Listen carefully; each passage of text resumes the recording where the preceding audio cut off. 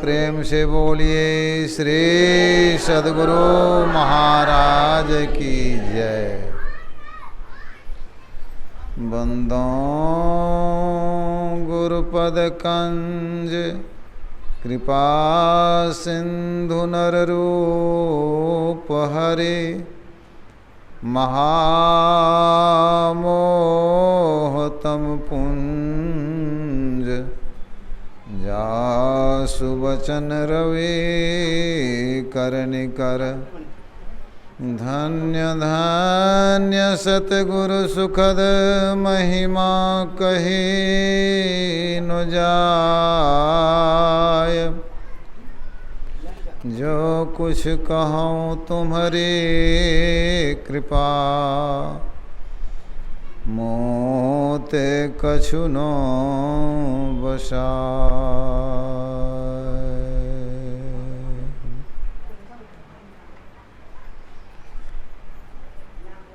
अर्चनीय वंदनीय साधु समाज, परम आदरणीय धर्मानुरागी सज्जन वृंद, भक्तिमती माताओं एवं धर्मशीला बहनों,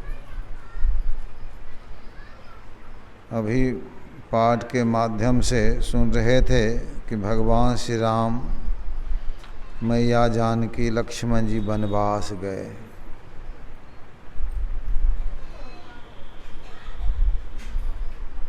जब कैकेयी माता ने राजा दशरथ से वरदान मांग लिया, 1 महीने से तैयारी चल रही थी राज्याभिषेक की।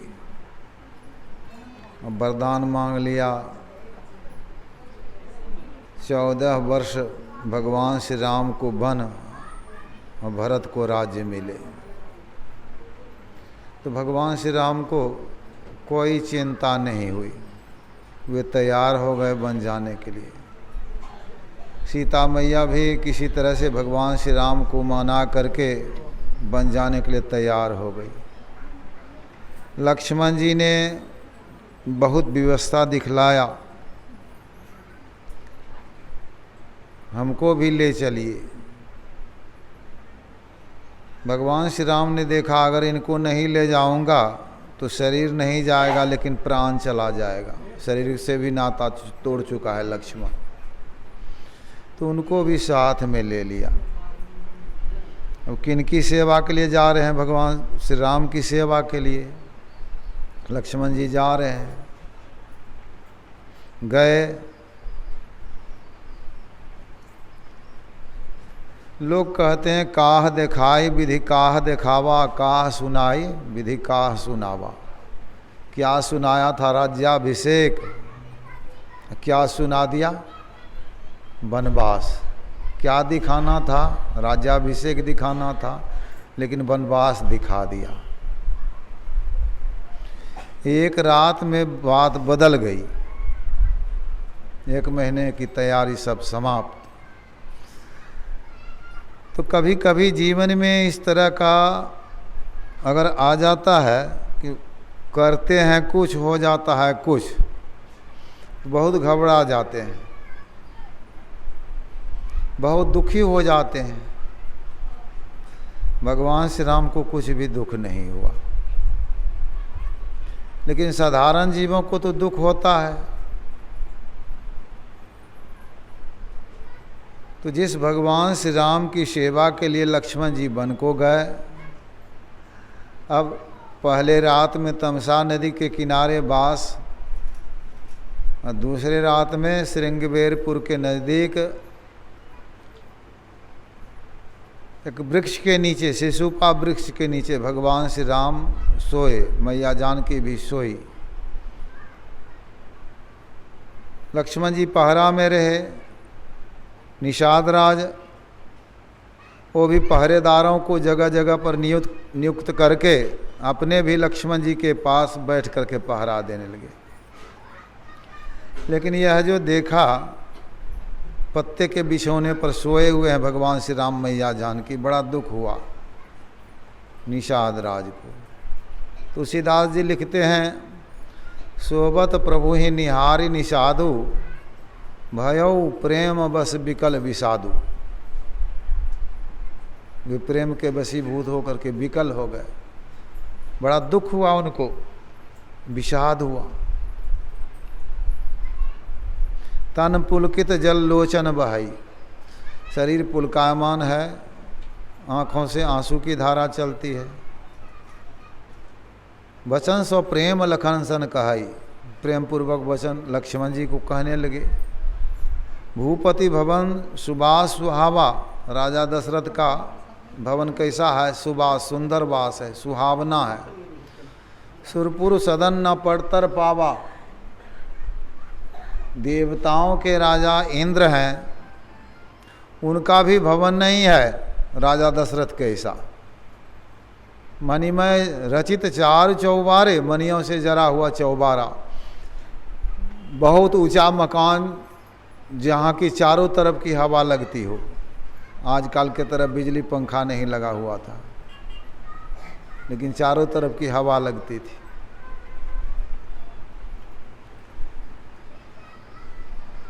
मनियों से जरा हुआ।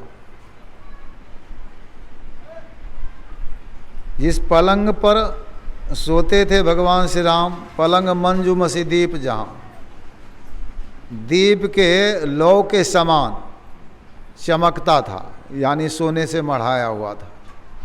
बिछावन कैसा था? तो तुलसीदास जी कहते हैं, क्षीर फैन मृदु विशद बनाई। गाय भैंस जब दूहते हैं तो फैन उठता है, उजला होता है और कोमल होता है। ठीक उसी तरह उजला और कोमल बिछावन था। तहाँ सिया राम शयन निशि करहीं, ऐसे बिछावन पर सोने वाले, ऐसे मकान में रहने वाले, ऐसे पलंग पर सोने वाले, वहाँ जमीन पर पत्ते के बिछौने पर सोए हैं। तो बड़ा दुख हुआ निषाद राज को। दोष लगाते हैं कैकेयी को, कैकेयी नंदनी मंदमती, कठिन कुटिलपन किन्ह जहि रघुनंदन जान के हैं, सुख अवसर दुख दिन। सुख के अवसर में दुख दे दिया कैकेयी ने सीताराम को। लक्ष्मण जी सब बातें सुन रहे थे। उन्होंने कहा, भाई ऐसी बात नहीं है।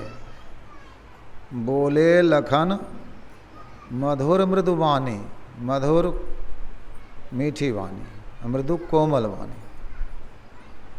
मीठी वाणी बोलिए, कोमल वाणी बोलिए। सत्यम ब्रूयात प्रियम ब्रूयात, न सत्यम अप्रियम ब्रूयात। सत्य बोलिए, प्रिय बना करके बोलिए। असत्य तो बोलिए ही नहीं, अप्रिय भी नहीं बोलिए। एक साधु बाबा और उनके शिष्य जा रहे थे। शिष्य से कहा, पानी ले आओ कुएं पर से। गया, वहाँ एक माई पानी भर रही थी। जाकर के कहा, ए बाप की बहू पानी दो। बिगड़ गई, दो चार उभैन दे दिया। भाग करके आया, गुरुजी से कहा पानी नहीं दिया, दो चार उभैन दे दिया। कहा क्या बोला? तो ऐसे इसी बात। वे स्वयं गए, कहा माताजी पानी दीजिए, तो पानी भी दिया। बाप की बहू भी तो सत्य है, लेकिन प्रिय नहीं है, वो प्रिय है। माताजी भी सत्य है, प्रिय है। एक राजा ने स्वप्न देखा, हमारा सारा दांत टूट गया है। जब जगे हुए एक ज्योतिषी को बुलाया, स्वप्न की बात बताया कि मैंने देखा स्वप्न में हमारा सारा दांत टूट गया, इसका क्या फल होगा? उन्होंने कहा, आपका स्वप्न बहुत बुरा है, फल भी बुरा होगा। कहा क्या बुरा होगा? कहा आपके रहते आपका सारा परिवार मर जाएगा, कोई नहीं रहेगा, एक चुरु पानी देने वाला नहीं रहेगा। राजा को बहुत दुख हुआ, बहुत तकलीफ हुई। जल्लाद को बुलाया, कहा इसकी जीभ काट लो। जीभ कटवा दिया। पुनः राजा दूसरे ज्योतिषी को बुलाते हैं, कहते हैं मैंने स्वप्न देखा, हमारा सारा दांत टूट गया, इसका क्या फल होगा? उन्होंने कहा आपका स्वप्न बहुत उत्तम है, फल भी उत्तम होगा। कहा क्या उत्तम होगा? कहा आपके परिवार में सबसे लंबी आयु आपकी है, सबसे ज़्यादा आप जिएंगे। राजा ने उनको इनाम दिलवाया। विचारणीय है। दोनों ने तो एक ही बात कहा, बोलने में थोड़ा अंतर है। राजा सबसे ज़्यादा जिएंगे तो परिवार में कोई जिंदा रहेगा, मरेगा ही। उन्होंने तो वही कहा था, लेकिन बोलने में अंतर। उन्होंने मरने की बात कही, इन्होंने जीने की बात कही। बोलने में अंतर हुआ। तो मृदु वाणी, कोमल वाणी, मीठी वाणी, मधुर वाणी बोली। लक्ष्मण जी कहना चाहते हैं भगवान श्री राम के लिए, जिनके लिए सब का त्याग किए हैं, घर का त्याग किए हैं, माँ का त्याग किए हैं, पिता का त्याग किए हैं। इतना तो आजकल बहुत है, बहुत है ऐसे। घर का त्याग कर देंगे, माँ का त्याग कर देंगे, पिता का त्याग कर देंगे, लेकिन कोर्ट मैरिज जो करेंगे ना, प्रेम विवाह, उसको नहीं त्यागेंगे। लेकिन लक्ष्मण जी प्रेम विवाह तो नहीं किए थे, सबके सामने विवाह शादी हुई थी, उसको भी अर्धांगिनी को त्याग करके आए हैं भगवान श्री राम की सेवा में।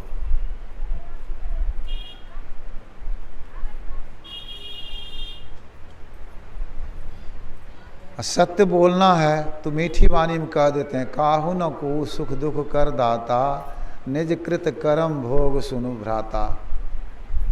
झूठ तो बोलेंगे नहीं। कोई किसी को सुख देने वाला, दुख देने वाला नहीं है। सब किसी को अपने ही कर्मों का फल भोगना पड़ता है।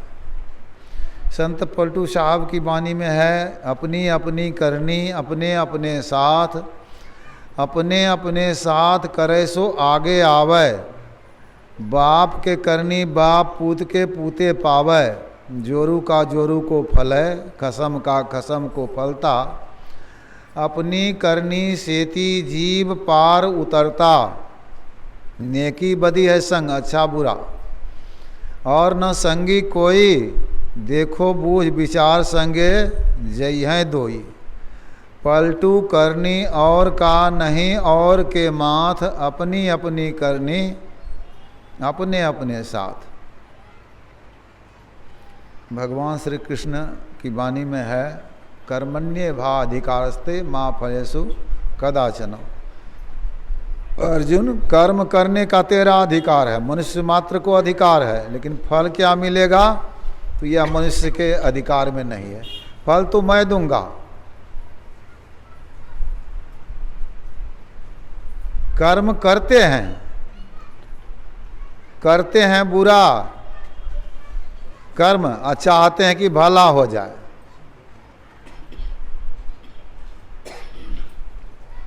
ऐसा होगा नहीं। हाँ, करते हैं बुरा लेकिन हो रहा है भला, तत्कालिक देखा जा रहा है।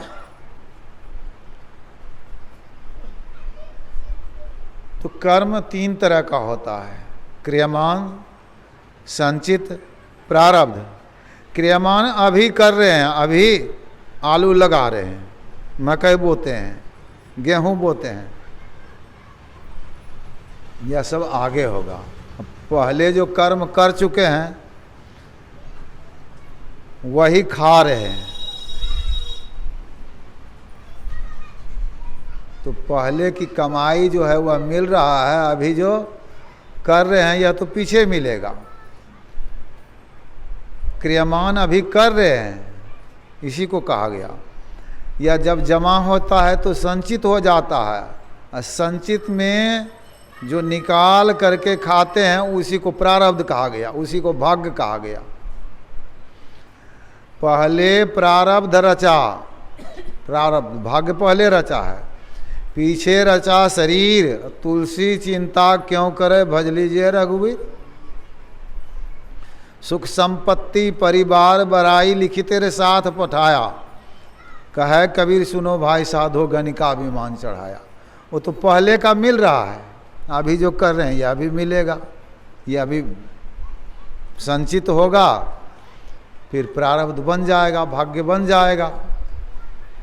तो कर्म विचार करके करिए। एक व्यक्ति एक दिन में एक खेत में आलू लगाते हैं, गेहूं बोते हैं, केले का गाछ लगाते हैं, आम का गाछ लगाते हैं, अखरोट का गाछ लगाते हैं। खेत एक है, दिन एक है, व्यक्ति एक है। अब फल अपने अधिकार में नहीं है। सबसे महंगा होता है अखरोट। चाहेगा कि अखरोट ही जल्दी फर जाए? ऐसा नहीं होता है।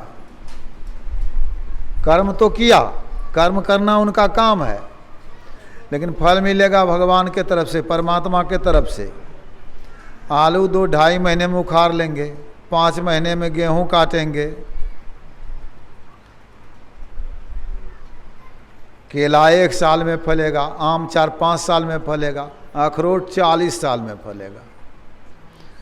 मान लीजिए 60 साल के उम्र में अखरोट का गाछ लगाए,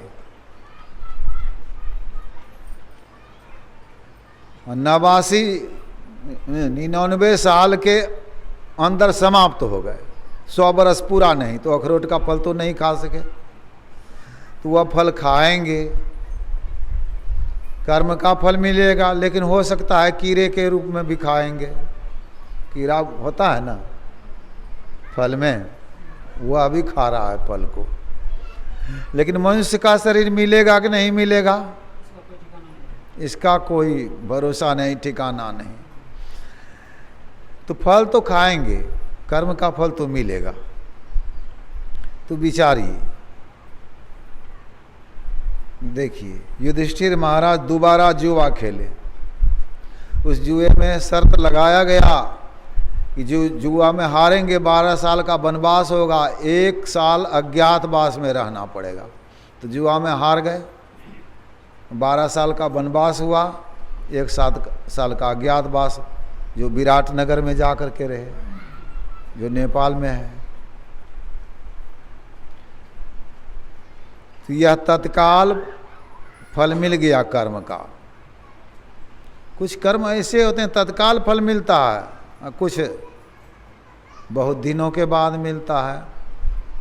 द्रौपदी कुछ दिन पहले बोली थी अंधे का बेटा अंधा, दुर्योधन को बहुत दुख हुआ था।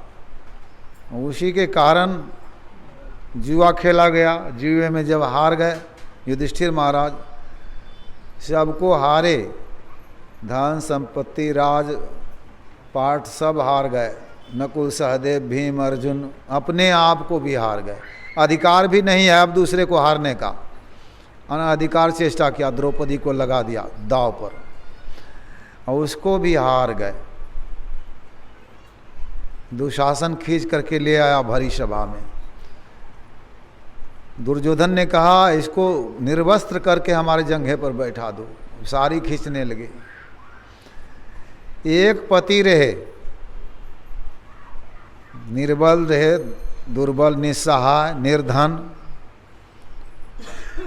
हाथ गोर खुला रहेगा तो वह भी नहीं मानेगा, लड़ करके मर जाएगा। लेकिन वहाँ 5 पति, वीर बलवान, अपने कर्मों का फल जब आता है तो 5 पति भी साथ नहीं दे रहे हैं। भीष्म पितामह, द्रोणाचार्य, कृपाचार्य, ये सब महापुरुष बैठे हुए, वो सब भी नहीं देख रहे हैं, वो भी साथ नहीं देते हैं। कोई द्रौपदी को साथ देने वाला नहीं है। द्रौपदी रोने लगी। दुर्योधन ने कहा यह अंधे की सभा है, कौन देखा है? अंधे का बेटा अंधा कहा था ना।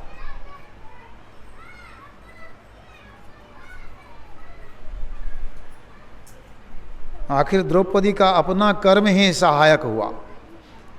शिशुपाल को मारने के वक्त में भगवान श्री कृष्ण की उंगली कट गई थी।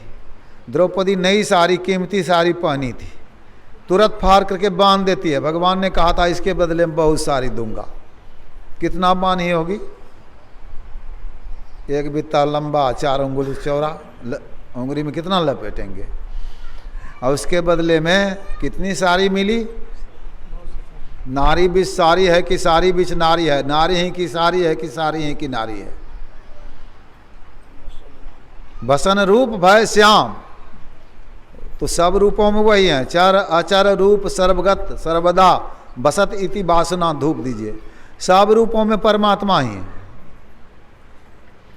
द्रौपदी के लिए वस्त्र का रूप धारण कर लिए, इतनी सारी मिली कि द्रौपदी की लाज नहीं गई, लाज बच गई भरी सभा में। तो यह अपने कर्मों का फल है, दुख देता है, सुख देता है। दुर्योधन भी 13 साल के बाद भाई समेत मारे गए महाभारत के युद्ध में। एक पंडित जी काशी में रहते थे, बहुत बड़े पंडित। हमारे देखते हैं गुरु महाराज, महर्षि संतसेवी जी महाराज, पूज्य शाही बाबा, स्वामी व्यासानंद, ये सब जब जाते हैं गले में देखिएगा एकदम माला भरा हुआ है, बहुत सम्मान होता है। इस तरह का सम्मान होता था पंडित जी का। एक शिष्य साथ में रहते तो सब कुछ देखते थे। घर में जब आते थे पंडित जी तो पत्नी बहुत कर्कशी थी, कभी गाली दे, कभी डंडे से पीट दे, कभी झाड़ू से पीटे। पंडित जी कुछ नहीं बोलते थे। एक दिन पंडित जी भोजन कर रहे थे, शिष्य भी कर रहा था, गाली देना शुरू किया पत्नी ने। पंडित जी तो कुछ नहीं बोले, लेकिन शिष्य को बर्दाश्त नहीं हुआ, वह तो उठ करके चल दिया, जा करके दरवाजे पर रोना शुरू किया। पंडित जी भोजन करके गए, देखा रो रहा है, कहा क्यों रोते हो, क्या बात है? कहा गुरुदेव आपको इतनी गाली आपकी पत्नी देती है, आप कुछ नहीं कहते हैं, हमको तो बर्दाश्त नहीं हुआ।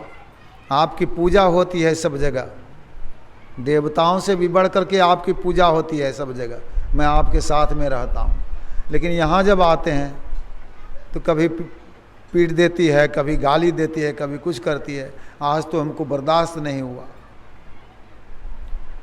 अरे पगला तुम नहीं जानते हो। क्या नहीं जानते हैं गुरुदेव, आप जानते हैं? कहा हाँ मैं तो जानता हूँ। कहा क्या जानते हैं, कहने कृपा की जाए। कहा अगर कह दूंगा तो झंझट बढ़ जाएगा, तो चरण पकड़ लिया, कहिए ना गुरुदेव कहिए ना।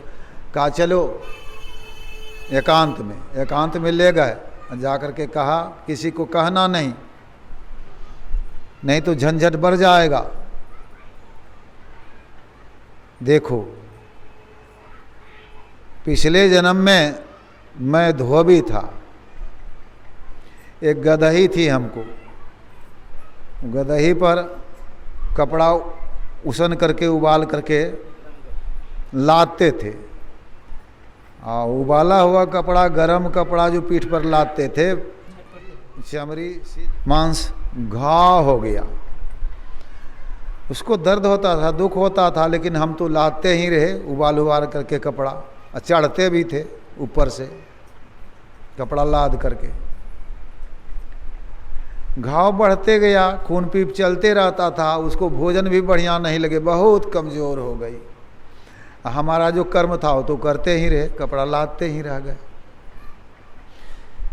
बारिश हुई थी, पानी सूख गया था, गहरा कीचड़ था थोड़ा, कपड़ा लाद करके लिए जा रहे थे, उसी में वह फंस गई, लसक गई।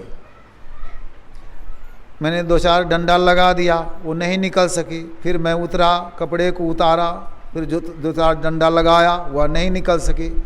मैंने 2-4 डंडा लगा करके वहीं छोड़ दिया। उसके पूरे शरीर में कीड़ा फर गया। उसको होता था कि मालिक आएंगे, पानी देंगे, भोजन देंगे, लेकिन मैं तो पानी और भोजन देने के लिए गया नहीं। शरीर में कीड़ा फर गया। कई दिनों के बाद उसकी मृत्यु हो गई। मैंने कुछ सत्संग किया, साधु का संग किया, उसी के प्रताप से मैं ब्राह्मण बन गया, पंडित बन गया। गदही मर करके हमारी पत्नी बन गई। इस जन्म का नहीं है वह, उस जन्म का कर्म है, पत्नी बन गई हमारी, तो वह अपना बदला ले रही है। मैं तो जानता हूं कि वह बदला ले रही है, और तुम नहीं जानते हो। तो पिछले जन्म का यह कर्म है। भगवान बुद्ध के वचन में है, बुरे कर्मों का फल मूर्खों का पीछा करता है, वह राख से ढकी हुई अग्नि के समान मूर्खों का पीछा करता है। हमारे गांव में आग लगी थी, एक बच्चा भी जल गया, एक कुत्ता भी जल गया। भागलपुर फोन किया, आग बुझाने वाली गाड़ी आई, आग बुझा के चली गई। उस जगह तो कुछ नहीं था, लेकिन पछिया हवा चली, राख उड़ गया और फिर अग्नि प्रकट हो गई। जला हुआ तो था ही उस जगह, लेकिन अग्नि तो थी भीतर में। राख के तर में अग्नि है, हवा लगेगी तो राख उड़ गया, अग्नि प्रकट हो गई। उसी तरह भले भले कर्मों के तर में बुरा कर्म का फल है। और जब भला कर्म समाप्त होता है तो बुरे कर्मों का फल मिलना शुरू होता है। एक ना एक दिन तो मिलेगा ही। भगवान ये भीष्म पितामह सरसैया पर हैं। भगवान श्री कृष्ण से पूछा, मैं 100 जन्मों की बात जानता हूँ, मैंने ऐसा कर्म कभी नहीं किया, यह दुख का दिन क्यों देखना पड़ा हमको? हम सरसैया पर टंगे हुए हैं बहुत दिनों से।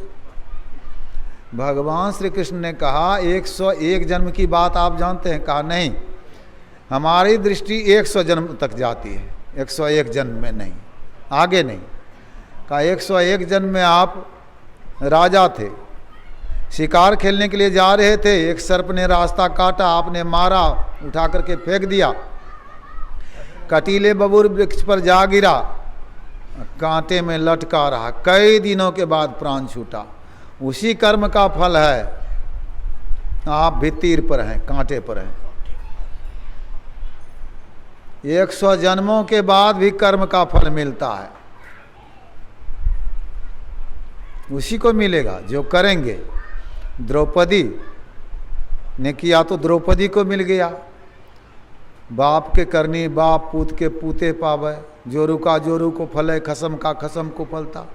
जो करेंगे उन्हीं को मिलेगा। तो विचार कर कर्म करिए, कौन सा कर्म करें, कौन सा कर्म नहीं करें, यही विचारणीय है। जब विचार करके कर्म करेंगे, सुख चाहते हैं, ऐसा सुख चाहते हैं कि दुख कभी नहीं हो, तो सबसे बढ़िया कर्म परमात्मा की भक्ति है। परमात्मा की भक्ति करेंगे, सारे दुखों से छुटकारा।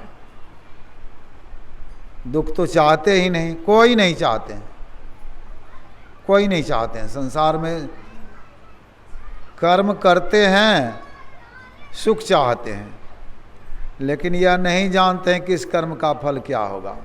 सही गुरु नहीं मिले, अपना भी मन सही समझने को नहीं है, तो दुख तो मिलेगा। बहुत गुरु हैं, गुरु नहीं तो दुर्गा देवी के आगे में भी भैंसा, बकरा कटेगा, पाठा कटेगा, उसका भी तो गुरु है। बकरीद में और सब कितना इस्लाम धर्मों का पर्व होता है, उसमें भी काटते हैं, गुरु तो बताए हैं ना। ऐसे गुरु मिल जाते हैं, क्या करिएगा? कर्म का फल तो मिलेगा ही, छोड़ेगा नहीं पीछा। लेकिन सत्संग भजन करिए, ध्यान करिए, सबसे उत्तम कर्म है यह परमात्मा की भक्ति। इनसे क्या होता है? दुखों से छुटकारा, पापों से छुटकारा। यदि शैल समम पापम विस्तीर्णम बहु योजनम विद्यते ध्यान योगे नान्यो भेद कदाचन। पहाड़ के समान फैला हुआ पाप कई योजन में हो तो ध्यान योग से वह नष्ट हो जाता है, जल जाता है। ब्रह्म हत्या सहस्राणि भ्रूण हत्या शतानि च एतानि ध्यान योगस्य देहाती अग्निरिवेंधनम। जैसे ईंधन लकड़ी है, उसमें आग लगा दीजिए, सब लकड़ी जल जाएगी, उसी तरह कोई 1000 ब्राह्मणों को मारे हैं, यह है ब्रह्म हत्या। भ्रूण हत्या, गर्भ में बालक को मारा जाता है। परीक्षित माता के गर्भ में था, अग्निबाण चला दिया अश्वत्थामा ने। द्रौपदी के 5 पुत्रों को भी मार दिया था। भगवान कृष्ण, अर्जुन, 5 भाई कहिए, पकड़ने के लिए चले, अश्वत्थामा को पकड़ करके लाया। भगवान श्री कृष्ण ने अश्वत्थामा के माथे से मणि निकलवा ली और श्राप दे दिया, इतना अन्याय, इतना बड़ा पाप,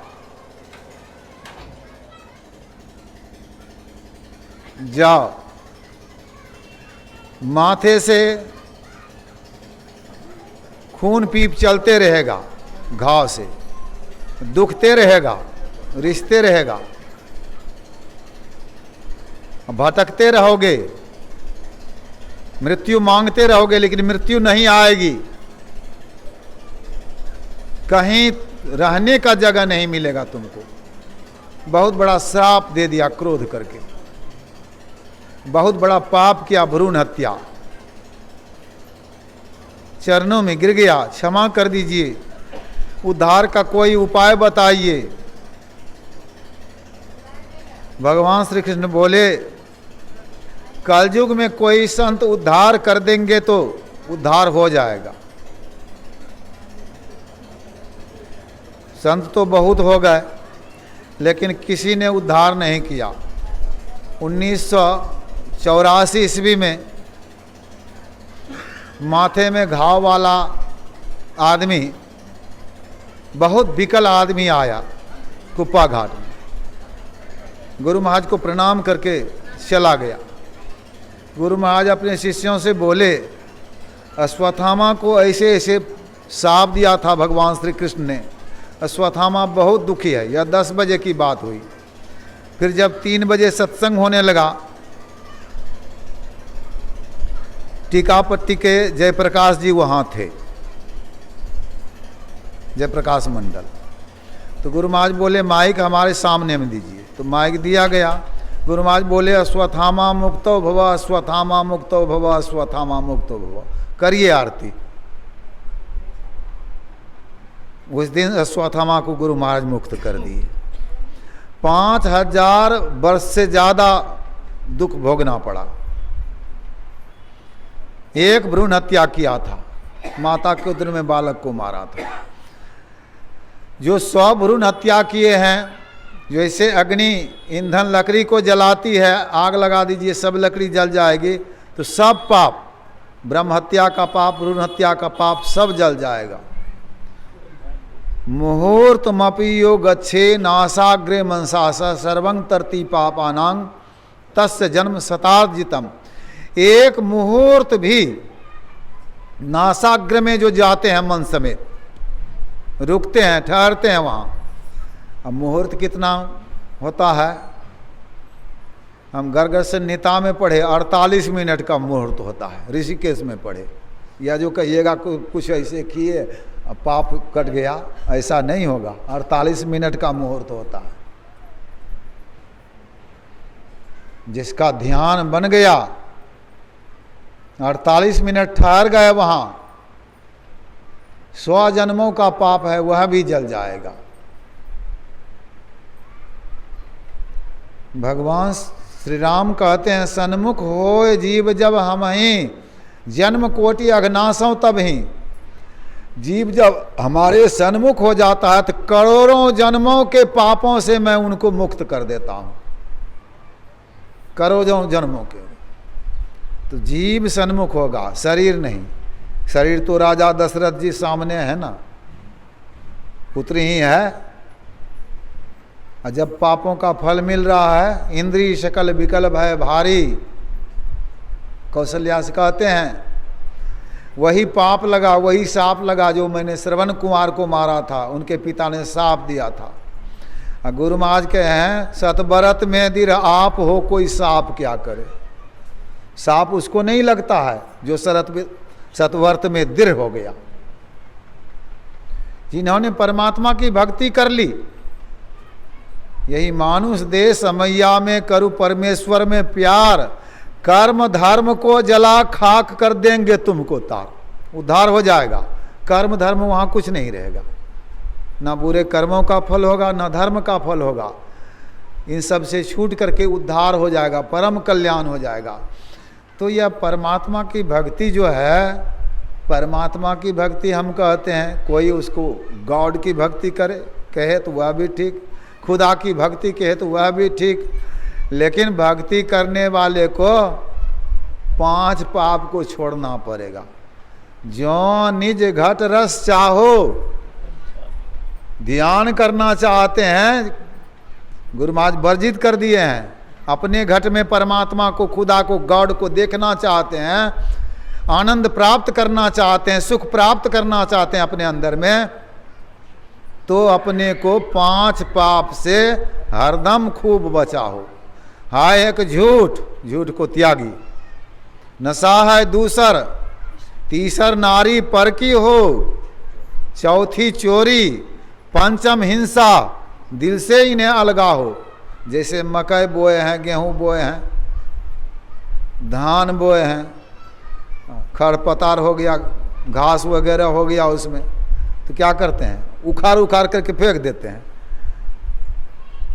कुदाल चलाते हैं, खुरपी चलाते हैं, उखाड़ करके फेंक देते हैं घास फूस को, तब फसल होती है, ऐसे नहीं। तो भक्ति रूपी फसल चाहते हैं तो पहले 5 पापों को उखाड़ करके हृदय से, दिल से फेंक दीजिए, दिल से इन्हें अलगा हो। अब मैं ही सहजई इनसे बचन चाहो, तो गुरुपद टहल कमाओ।